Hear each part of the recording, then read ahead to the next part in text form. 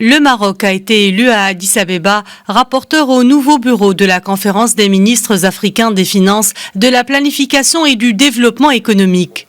La composition du nouveau bureau a été annoncée lors de la 53e session de la conférence des ministres africains des Finances. Dans la déclaration ministérielle finale présentée par l'ambassadeur représentant du Royaume auprès de l'Union africaine et de la CEA-ONU, Mohamed Arouchi, en sa qualité de rapporteur du nouveau bureau de la conférence des ministres africains des Finances, recommande la formulation de plans intégrés de croissance verte.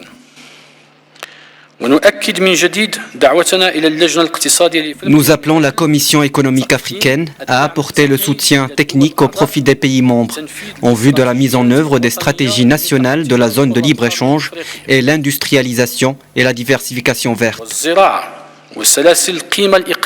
L'édition 2021 de cette conférence a été l'occasion pour le ministre marocain de l'économie, des finances et de la réforme de l'administration, Mohamed Ben Chaboun, de réitérer l'engagement infaillible du Royaume du Maroc, conformément aux hautes orientations du roi Mohamed VI pour le renforcement de la coopération africaine et l'émergence d'une Afrique forte et autonome. L'organisation réunie de cette 53e session de la conférence des ministres de la CEA, dans les conditions difficiles que nous connaissons, est en soi un exemple concret de la capacité de l'Afrique à agir et à innover face aux aléas de la conjoncture et aux défis de notre époque.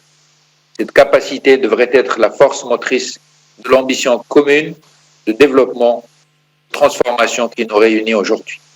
Il est à rappeler que la Commission économique pour l'Afrique, dont le siège est situé à Addis Abeba en Éthiopie, est l'une des 5 commissions régionales relevant du Conseil économique et social de l'ONU. La CEA a pour rôle principal d'encourager l'intégration régionale et la promotion de la coopération internationale pour le développement de l'Afrique. La conférence ministérielle constitue l'instance suprême de cette institution.